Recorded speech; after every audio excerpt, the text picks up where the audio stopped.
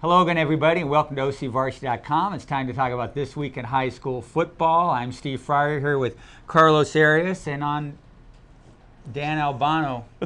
The speechless one. Does this have anything to do with your Servite Mater Dei prediction? Mater Dei would win? Yep, that's what the Friars did. Oh, okay. They shut you up. They shut me up. All and right. They shut up that streak. And congratulations to Servite Friars, who just took it to Mater Dei, and they are looking.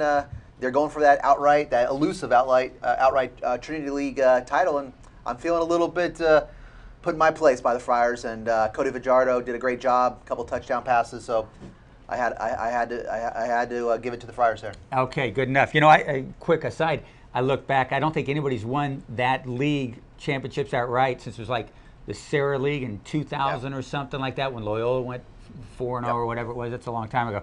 Okay, getting to this week's games really quickly. Pretty good one in the South Coast Leagues. San Clemente at Tesoro, and San Clemente goes in 4-3 and 1-1. They've lost to Dana Hills. Tesoro's 3-4, 0-2. They lost huge to Mission Viejo last week, and they lost to Dana Hills as well.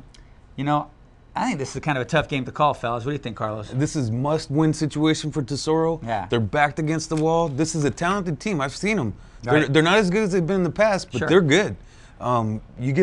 You get a team like that backed against the wall, you got to give them a shot. Fighting shot. What do you think? Yeah. San Clemente, Tesoro, who you picking, man? This is a hard game to pick. It is a hard game to I pick. think it is too. You know, I'm going with Tesoro, by the way. Okay, good enough. And Tesoro's coming off with 60-14 loss against Mission Viejo. That's on top of losing to Dana Hills already in the opener. Yeah. So they're 0-2. They started the year 0-2, and then they won 3 in a row. And then you got San Clemente lost to Dana Hills last week. I was at that game. The Tritons, they're still trying to find the connections on the passing game. Reddick he's getting Chase Reddick, the fine quarterback from San Clemente. He's a little bit off on some of his passes. Then he's connecting on some passes. They're having some drops. I think both these teams, I've got to run the ball much better than they are. And I think San Clemente is going to get the victory on the road. Okay. I think they have a better chance to run it. Chase Reddick's actually a pretty good runner himself. So one thing to point out there too is I think they've been way too conservative, San Clemente. San Clemente? Yeah, they do a lot of short passes. They don't let the kid air it out much. You and I were at San Clemente La Habra, and that's what we saw. Yeah. Okay. Well, when in this game like at Dana Hills, I could understand coming out a little bit conservative when they're on the road against a favored team like that. They want to just get settled, but they can't make the mistakes. They got a punt blocked early in that game. Gave Dana Hills 3 points But right Dana there. Hills is not conservative. Those guys go for it, man. They're Those fun to guys. watch, Yeah, huh? I It's love funny what watching that confidence team. can do to you. When you have that confidence in your role Yeah. like Dana is, they play with extreme confidence. You're right, Carlos. Yeah, it's fun to watch. And isn't it funny how special teams, like a big special teams play, that just switches momentum around? As I always say, big plays and points are there for the taking in high school football, guys. You're always pointing out the special teams thing, and it's so true, especially in high school. It's Yeah, it really big is. part. It really is. Yeah. Okay, going to the Friday games, got a great one in the Sunset League. Los Alamitos against Edison. And, Los Al's got an interesting deal going. They've switched some quarterbacks over there. Edison, to me. Poly quarterbacks. Edison, to me. What is going on there? The poly quarterback is their quarterback? Yeah, well, he changed residence, so Apparently, everything's legal. it was because of the education at Los Al that he wanted to go there. So that's all I'm going to say on that. It's an interesting deal. Kids change schools for a lot of different reasons. It's hard to know what's going on and why and things like that until you walk a mile in their shoes, as the old saying goes. But I'll tell you something about this Los Al Edison game. I think Edison looks like a team that's going to run the gosh darn table, and this is just going to be another step on the way. Carlos. Yeah, at first I thought nobody could go undefeated in the Sunset League, but Edison's proven that to be wrong. I mean, they've been on the money, man. I don't know how you can go flaws, against. I don't know how you can go against Viles. They got Zumwalt back. I mean, how do you pick against them? Yeah, I'm going with Edison too. What do you think? Yeah, I'm picking Edison. And there's been a lot of controversy and talk about Dylan Cook quitting the team at Los Alamitos. You have this transfer quarterback in from Mission Viejo, from Long Beach Poly to Los Al. And there's been some criticism and some thoughts about some people don't like this part of the high school game with the transfers. Well, a good thing about high school sports is Matt Viles at Edison.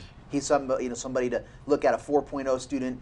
He's a tough kid. He has put his time in at Edison. I think that gives Edison a huge advantage in this game. But Los Al's defense could keep this game pretty close. But I think Edison does win this But we'll see about that Pac-5, Mr. Fryer. Yeah, it's an awful tough division, as it is every year. I mean, who knows? But what's this, man? We're like a mutual admiration society. Well, no disagreements? Well, I got we disagreed on San Clemente, Okay, so maybe we'll see what goes on with this one. I think we're all going to be in accord on this one. The third game we're sort of looking at that is pretty interesting to us because it's been awful fun to watch JSerra come up and be competitive. You know, they went 5-0 in non-league last year in 08, and then they went to league and they went 0-5. This year, 5-0 again in non-league, going to league, get that first Trinity League victory over Santa Margarita. And then they lost last week, you know, but that's going to happen. They lost to Orange Lutheran, gave them a heck of a battle at 23-14. That final, they were leading like late in the first half of that game. So JSerra against Mater Dei, it's at Saddleback College, one of the worst places for a high school game on the planet. But that's JSerra's home field. But I think that Mater Dei is going to come out really fired up and going to want to take out that tough loss to Servite on somebody, and JSerra is in the way. I think it's going to be Mater Dei by a lot. What do you think, Carlos? I was on the sidelines toward the end of that game, the Mater Dei game, and those kids, they had never even tasted defeat ever to Servite. Yeah. It was a mess down there. They're going to take it out on somebody, and I'm sorry, JSerra. Yeah, and I like so Coach Hardigan a lot, but yeah. Oof. Yeah, I like what's going on at JSerra, too. It's fun to watch that program grow. We knew it would. It was a matter of time. Yeah. But it's so hard to grow in the Trinity League. How do you grow in there? Precisely. I think the Great days I think of the blowouts for JSerra, those days are over. Yeah. I don't Right think JSerra is going to get blown out in this game, and I'd be surprised if they got blown out in any game in the Trinity League this year. But, you know, and you guys talk, you know, rightfully so, tough loss for Mater Dei against Servite. Well, so was a tough loss against Edison, and so was Orange Lutheran. And so they've had some very tough losses, and but I think this game's going to be pretty close. I think Mater Dei is going to win it, but I think JSerra is going to continue to impress. And one matchup I like a lot is this kid, JSerra's Jonah Vaughn Williams, is a very athletic DB, sophomore kid at JSerra. And him matching up against Victor Blackwell could be very good, and could be one of the better DBs that Victor's faced all the year. And I think hang on, there's nothing like losing to Servite, man, because they were blowing up fireworks in the parking lot next to the jail. I mean, in the courthouse. Yeah. I mean, those guys were. When you lose to Servite, you know it. Well, we'll see.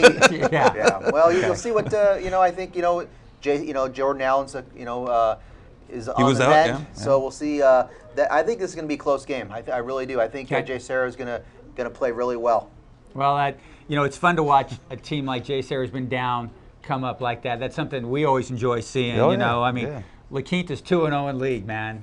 I'm digging that. That is so cool.